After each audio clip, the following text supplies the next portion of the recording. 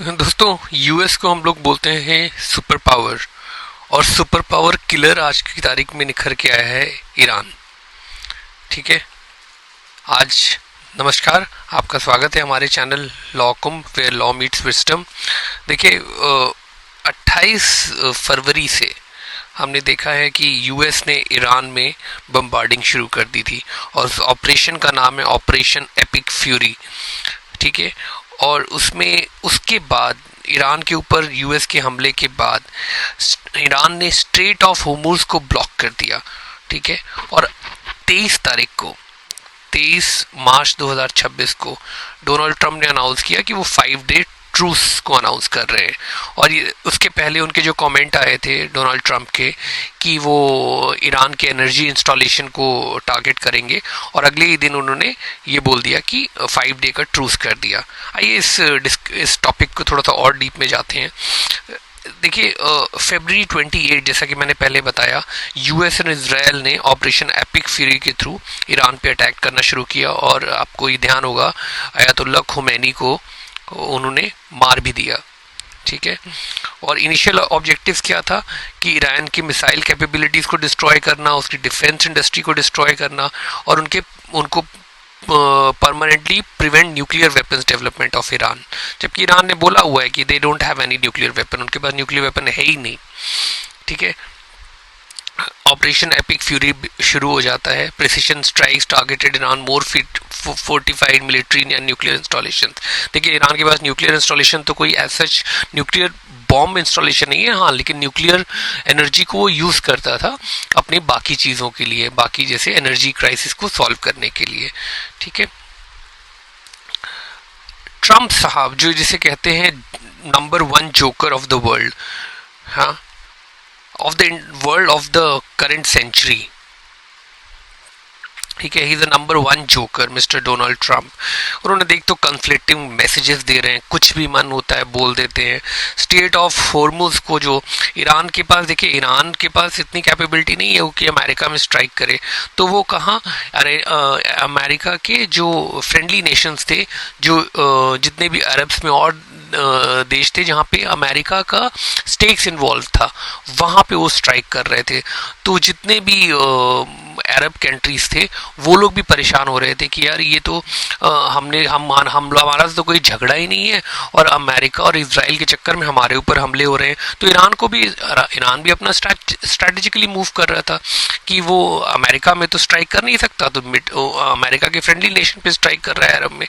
Iran की demand क्या थी कि भैया complete and permanent end to the war, और कोई भी टेम्पररी ट्रूस को ईरान ने मना कर दिया था।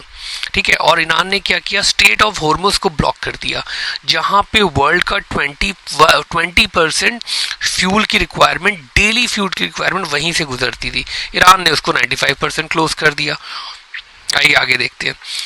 ठीक है। स्टेट ऑफ हॉर्मुज से जहां पे 20% of the world oil supply flow करती थी, उसको एक, जिसे कहते हैं ना, घोस्ट लेन में कन्वर्ट कर दिया।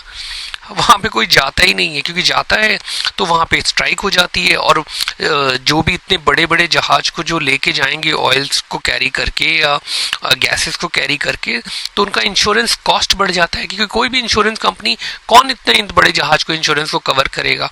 तो प्राइस एस्केलेट हो रहा है, फियर फैक्टर हो रहा है। ठीक है। और जो जहाज ऑलरेडी यहाँ पे हैं उनको पानी की दिक्कत हो गई है।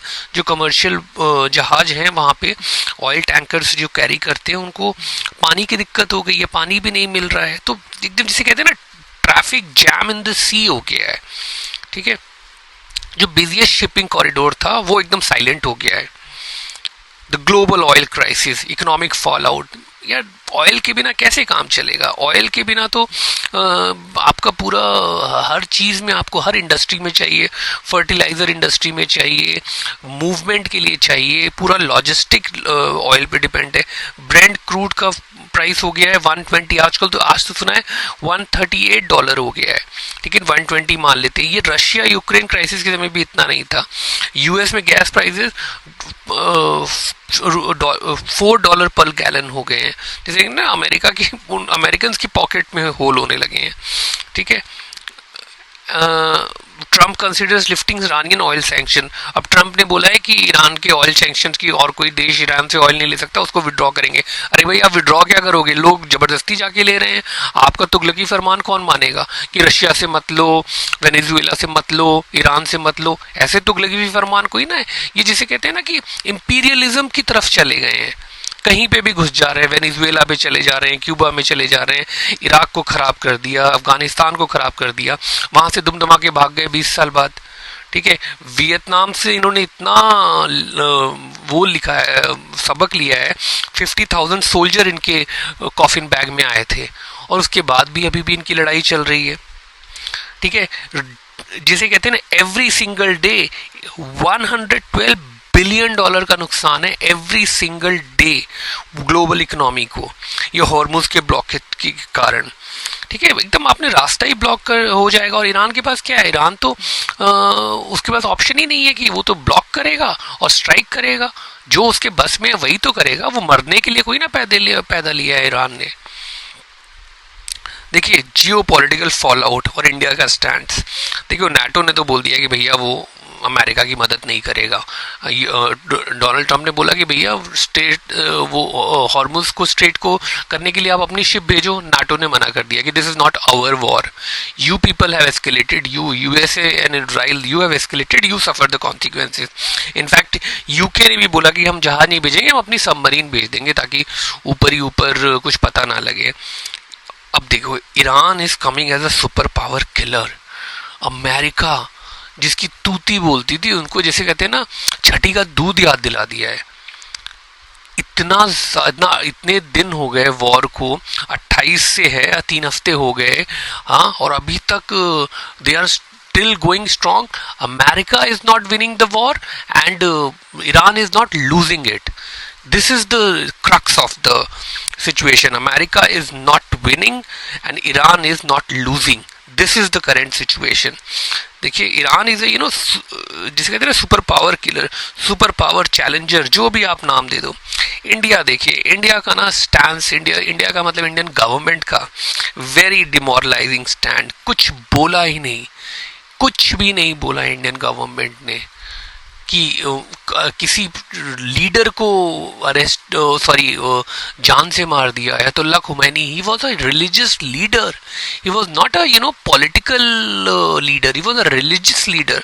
अमेरिका ने मार दिया। ओमान में बातें चल रही है 27 तारीख को और पीस टॉक्स, और 28 को यूएस ने मार दिया और इंडिया ने अभी तक कुछ नहीं बोला है, अभी तक शोक नहीं जताया है। अगर किसी देश का लीडर मर रहा है तो हमारे देश के लीडर को कुछ कमेंट करना चाहिए था। जैसे लग रहा है कि अमेरिका के हम लोग वो हो गए हैं, गुलाम हो गए। We are not slaves of anybody. गुलामी हमारी खत्म हो गई थी 1947 में। अब there is no scope of any गुलामी। तो वेरी डिमोरलाइजिंग, वेरी जिसे कहते हैं ना stinking stand of the government, stinking stand of the government, very unprofessional and very weak. ठीक है, वर्ल्ड इज डिवाइडेड। यूरोप बोल रहे हैं कि भैया this is not our war. ठीक है, वो अपने एनर्जी को रैशनिंग कर रहे हैं, रैशनिंग मतलब किफायत से कर रहे हैं। China is quietly watching. China का सिंपल चाहिए भैया, वो दूर से वॉच कर रहा है, वो अपनी इकोनॉमी के बारे में देखता है। हाँ, अपना अपना अपना देख रहे हैं भाई। इंडिया तो heavily dependent on gulf oil import. It's silence is deafening, actually deafening. मतलब इतना चुप है कि चुप्पी का शोर वो कान फाड़ दे रहा है हमारे। डेफनिंग साइलेंस, वेरी वेरी जिसे कहते हैं ना demeaning stand of the government. जो 5 डे पॉज है, दिस इज देखिए सही या गलत है, 5 डे पॉज एक वेलकम स्टेप है। अब देखिए कोई भी करंट सिचुएशन में भी नोबडी कैन अफोर्ड वॉर, और जबकि पूरी दुनिया की लॉजिस्टिक चरमरा गई है। ठीक है, तो 5 day ट्रूज is the welcome step, क्योंकि हार्मुज स्ट्रेट 95% क्लोज है, तो इसको खुलना बहुत जरूरी है। और जो बेंट क्रूड का प्राइस है $120 पर बैरल हो गया, दिस इज प्रॉब्लमैटिक। ठीक है, इट्स हिस्टोरिकली हाई। तो this is a welcome step. We can hope that things would be normal, and Iran will also try to de-escalate the situation, because peace is of utmost importance. Situation को defuse करना बहुत ज़रूरी है, नहीं तो लड़ाई से किसी का फ़ायदा नहीं हुआ है, और इस समय तो दुनिया ही बहुत ज़्यादा परेशान हो रही है। तो और Trump somebody should advise him to go slow. Don't talk much, just think about your own people. You are 80-year-old man, and you are telling your 20-year-old soldiers to get killed in the war, which is totally, there is nobody knows, किसी को पता नहीं है कि ये लड़ाई क्यों हुई है। मतलब शौक में लड़ाई हो गई है, किसी को भी मार दिया, 170 बच्चियों को मार दिया, शर्म नहीं आ रही है? इसमें भी हिंदू मुस्लिम हम लोग करेंगे क्या? No, India is known for its इंसानियत, नॉट फॉर कि अमेरिका ने किसी को भी मार दिया तो हम चुप हो जाएंगे। This is very bad. तो मुझे आई बिलीव कि आप लोगों को ये कवरेज अच्छा लगा होगा, ये डिस्कशन अच्छा लगा होगा, और आप हमारे चैनल को LSS लाइक, शेयर और सब्सक्राइब करेंगे। बहुत बहुत धन्यवाद। Thank you.